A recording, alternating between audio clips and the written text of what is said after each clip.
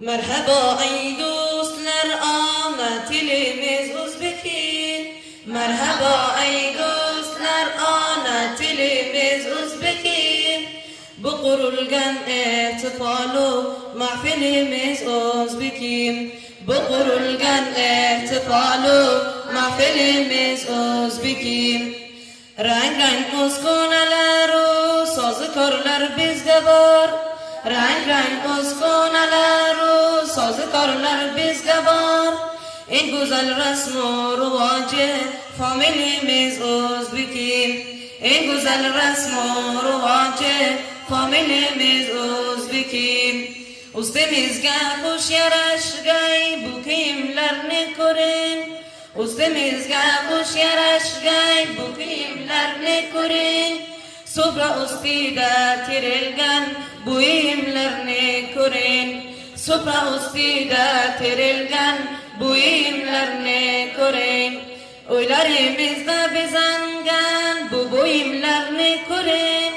O'ylarimizda bezangan bu buyumlarni ko'ring. Eski farhangdan nishonu hosilimiz O'zbeki. Eski farhangdan nishonu hosilimiz O'zbeki. Bobolardan bizga qolgan ko'p chiroyli otlar. Bobolardan bizga qolgan ko'p chiroyli otlar.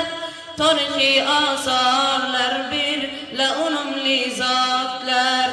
Tarixiy asarlar birla unumli zotlar. 92 toifadan birtasi arlotlar. 92 toifadan birtasi arlotlar. Quvvatu ruhu ravon jonu dilimiz O'zbeki. Quvvatu ruhu ravon jonu dilimiz O'zbeki. Sevgili ona tilimiz xonu xoqonlar tili. Sevgili ona tilimiz xonu xoqonlar tili.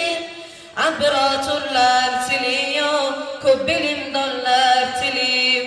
Imperatorlar tiliyo ko'p bilimdonlar tili. Mol boqib yurgan cho'ponu tanti dehqonlar tili. Mol boqib yurgan cho'ponu tanti dehqonlar tili. Ko'nglim ichra bor quvoncho sevgilimiz O'zbeki. Ko'nglim ichra bor quvoncho sevgilimiz O'zbeki. Bobolardan bizga qolgan yodgorlardan gapur. Bobolardan bizga qolgan yodgorlardan gapur. Faxru hammosa yaratgan shokorlardan gapur. Faxru hammosa yaratgan shokorlardan gapur. Tegri bergan shafqatu izzu va qorlardan gapur. Tegri bergan shafqatu izzu va qorlardan gapur. Ushbu haqda ustodu qobilimiz O'zbeki. Ushbu haqda ustodu qobilimiz O'zbeki. Shukri Allohga jahonda shuhratimiz yangragan. Shukri Allohga jahonda shuhratimiz yangragan. Gulchan ichra chasha urgan bulbulimiz sayragan.